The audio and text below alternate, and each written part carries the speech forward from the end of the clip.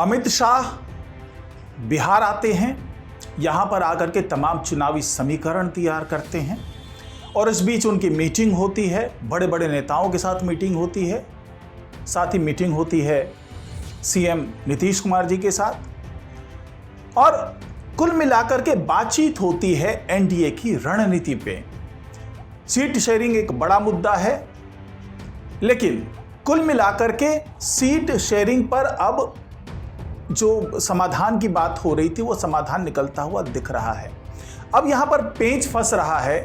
कि सीट तो चलिए 2-4 ऊपर नीचे हर पार्टी को मिल जानी है, लेकिन उस सीट को जीतें कैसे। तो अब काम इस पर हो रहा है कि उस सीट को जीतें कैसे, क्योंकि चिराग पासवान जो एक बड़ा पेच फंसा रहे थे एनडीए में, उनसे बातचीत हो गई, उनको समाधान दे दिया गया, बीच का रास्ता निकाल दिया गया और चिराग पासवान भी लगभग संतुष्ट नजर आ रहे हैं, जैसा कि उनके बयानों से नजर आ रहा है। लेकिन अब यह सवाल उठता है कि ठीक है, जिनको जितनी सीटें मिलनी थी वो तो लगभग तय हो चुकी है, मगर उन सीटों को जीत करके लाना एक बड़ी चुनौती होगी। तो उसके लिए अमित शाह ने बीजेपी के लिए तो तमाम जो कह लीजिए कि रणनीति तैयार करना वो तैयार कर चुके हैं, मगर जो दूसरे घटक दल हैं उसके लिए भी रणनीति तैयार करने का जो जिम्मा है वो कहीं ना कहीं अमित शाह के पास मौजूद है और वो इस पर काम भी कर रहे हैं। और उन्होंने चिराग पासवान से खास तौर से एक गुजारिश कह लीजिए, एक निर्देश कह लीजिए, वो उन्हें दे दिया है कि उनकी पार्टी को करना क्या है, क्योंकि चिराग पासवान की बात बहुत हद तक अमित शाह ने मानी है और उन्होंने बीच का रास्ता निकाला है चिराग पासवान के लिए। लेकिन चिराग पासवान को कुछ होमवर्क भी दिए हैं, जिससे आने वाले दिनों में एनडीए को तो फायदा होगा ही, साथ ही खासतौर से बीजेपी और एलजेपी को बहुत ज़्यादा फायदा होने वाला है। तो आखिरकार वो कौन सा होमवर्क है जिस पर अमित शाह खुद भी काम कर रहे हैं और चिराग पासवान को खास तौर से ताकीद कर रहे हैं, तो इसके बारे में तमाम जानकारी आपको मिलने वाली है आज के इस वीडियो में। तो इस वीडियो को आखिर तक जरूर देखिएगा। नमस्कार, मैं हूं डॉक्टर सुरजीत सिंह और आप देख रहे हैं यंग भारत न्यूज़। अगर आपने अभी तक इसे सब्सक्राइब नहीं किया तो सब्सक्राइब कर लीजिए और अगर आपको ये वीडियो अच्छा लगे तो इसको लाइक कीजिए, शेयर कीजिए और कमेंट जरूर कीजिए। तो जिस तरीके से अमित शाह ने आगे बढ़ गए इस पूरे रणनीति को अपने हाथ में ले लिया है, उसे ये लग रहा है कि इस बार जो बिहार में चुनाव होना है वो अमित शाह ने अपने नाक की लड़ाई बना ली है। उनको लगता है कि आने वाला जो 5 साल है वो बहुत क्रूशियल होने वाला है एनडीए के भविष्य के लिए भी और बीजेपी के भविष्य के लिए भी। तो इसलिए अब वो ये चाहते हैं कि इसको पूरी तरीके से, पूरे जोर से, पूरी शक्ति लगा करके इस लड़ाई को लड़ा जाए, इस चुनाव को लड़ा जाए। तो उसके लिए पहला जो होमवर्क दे दिया, जो बीजेपी का होमवर्क है वो अलग है। वो होमवर्क ये है जो सभी पार्टियों पर लागू होने वाला है, वो ये है कि हर कार्यकर्ता 20 वोटर को लेकर के बूथ तक पहुंचेगा। यानी बूथ मैनेजमेंट एक ऐसा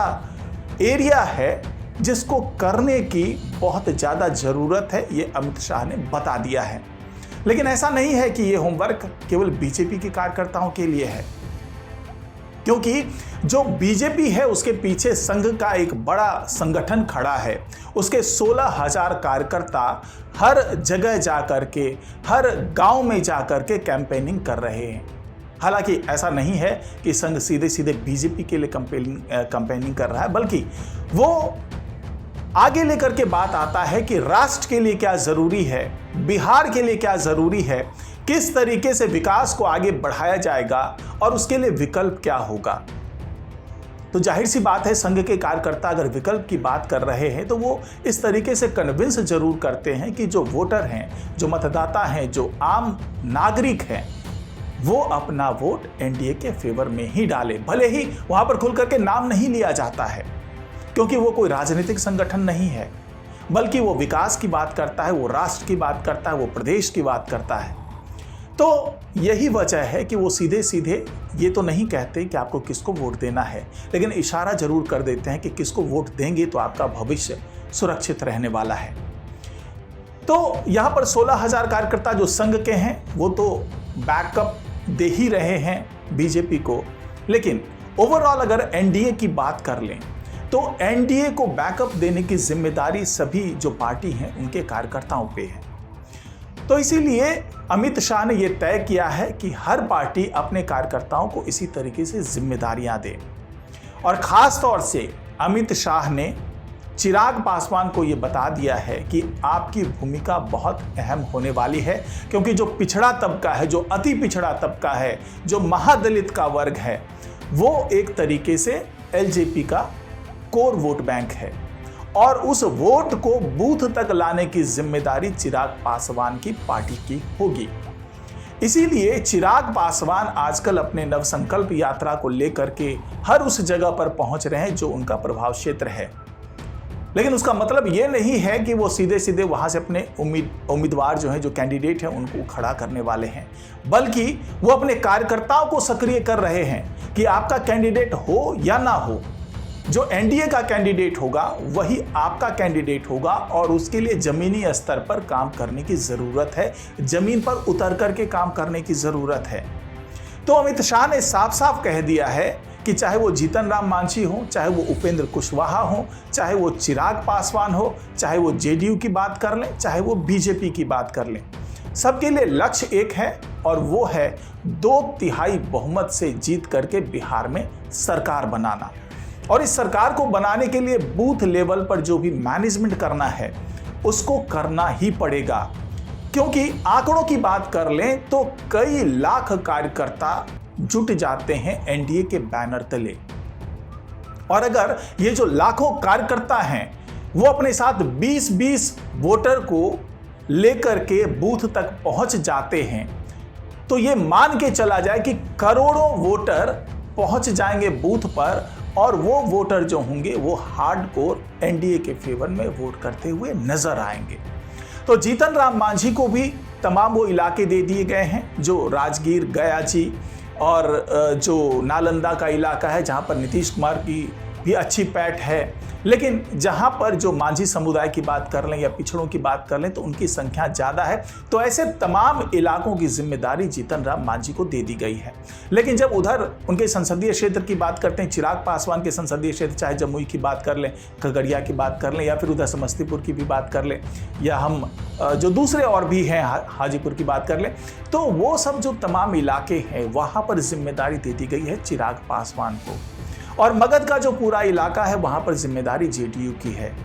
और जो मिथिलांचल का इलाका है वहां पर जेडीयू और बीजेपी के कार्यकर्ता मिलकर के वहां पर ये पूरे समीकरण को बिठाएंगे। तिरहुत का इलाका है, मुंगेर प्रमंडल का इलाका है, तो ये जो तमाम इलाके हैं वहां पर जहां जहां जिसका प्रभाव क्षेत्र ज्यादा है वहां वहां उस पार्टी के कार्यकर्ताओं को ये जिम्मेदारी दी गई है। अब घूम फिर करके बात आती है कि जेडीयू और बीजेपी तो बड़ी पार्टी है, उन्हें पता है, वो वहां पर अनुभवी लोग बैठे हुए हैं, उन्हें पता है कि बूथ को कैसे मैनेज किया जाता है। जीतन राम मांझी भी धुरंधर खिलाड़ी रहे हैं, उनको भी बूथ मैनेज करना आता है। उपेंद्र कुशवाहा भी लंबे अनुभव के साथ आए हुए लीडर हैं, उनको भी पता है कि बूथ कैसे मैनेज किया जाता है। लेकिन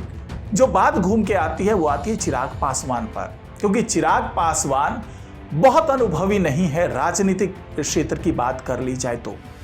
तो अमित शाह ने खास तौर से ये बात की है कि भले आप बहुत ज़्यादा राजनीतिक सूझबूझ रखने वाले ना हो, आप युवा हैं और आप धीरे धीरे अपने पिता की विरासत को आगे लेकर के चल रहे हैं और आपकी पार्टी में कोई ऐसा बहुत कद्दावर नेता नहीं है, बहुत अनुभवी नेता नहीं है। एक आपके साथ पारस जी हुआ करते थे, पशुपतिनाथ पारस हुआ करते थे, लेकिन वो अब अलग हो चुके हैं। तो कुल मिलाकर के पूरे संगठन की जिम्मेदारी जिस तरीके से चिराग पासवान के कंधे पर है, तो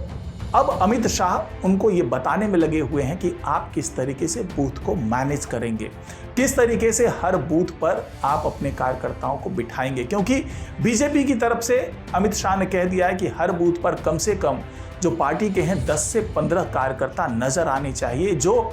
फील्ड वाले कार्यकर्ता वोटर को लेकर के आएंगे, उनको आगे वोट जो बूथ है उसके अंदर जा कर के जो मतदान का जो वो बना हुआ होता है, जहाँ पर मतदान किया जाता है, वहाँ तक पहुँचाने की जिम्मेदारी उन्हीं 10 से 15 जो कार्यकर्ता मौजूद होंगे बूथ पर उनकी होगी। और पूरे हम बिहार की बात कर लें तो पूरे बिहार में 70,000 ये बूथ हैं, मतदान केंद्र हैं और हर मतदान केंद्र पर 10 से 15 कार्यकर्ताओं को नियुक्त करने की जिम्मेदारी सौंपी गई है और साथ ही जो फील्ड पे काम कर रहे होंगे कार्यकर्ता वो अलग होंगे इन कार्यकर्ताओं से और वो यहाँ तक वोटर को लाने की जिम्मेदारी संभाल रहे होंगे। तो कुल मिलाकर के ये जो पूरा ही संगठन है अब एक एनडीए को पूरे संगठन के तौर पर देखा जा रहा है। यहाँ पर अब किसी पार्टी की बात नहीं हो रही है, बल्कि जो भी रणनीति तैयार की जा रही है वो एनडीए के मद्देनजर यानी एनडीए की पूरी ताकत को ध्यान में रखते हुए, उसके जो कैडर हैं उनको ध्यान में रख करके, उनके जो कार्यकर्ता हैं उनका जो प्रभाव क्षेत्र है उनको ध्यान में रख करके ये तैयारी की जा रही है और उसी के हिसाब से जो चुनाव प्रभारी होंगे वो हर जिले के अलग अलग होंगे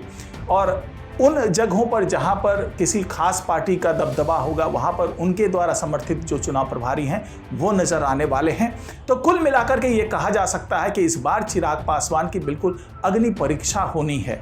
क्योंकि अभी तक इस तरीके से एनडीए का हिस्सा बन करके और इस तरीके से सीट ले करके अपनी मांग के हिसाब से सीट मनवा करके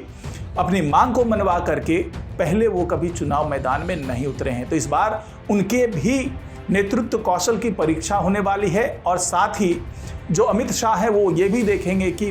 वो जो होमवर्क दे रहे हैं चिराग पासवान को उसको किस तरीके से वो हकीकत में बदल पाते हैं, किस तरीके से उससे रिजल्ट दे पाते हैं। तो कुल मिलाकर के यही समझा जा सकता है कि तैयारी जोरों पर है और एनडीए के हर घटक दल को अमित शाह का साफ साफ निर्देश है कि एकजुट होकर के एक लक्ष्य की प्राप्ति के लिए मैदान में उतरिए और जो रणनीति तैयार की जा रही है उसके हिसाब से आप अपना बेस्ट जो भी हो सकता है वो परफॉर्मेंस देने की कोशिश कीजिए।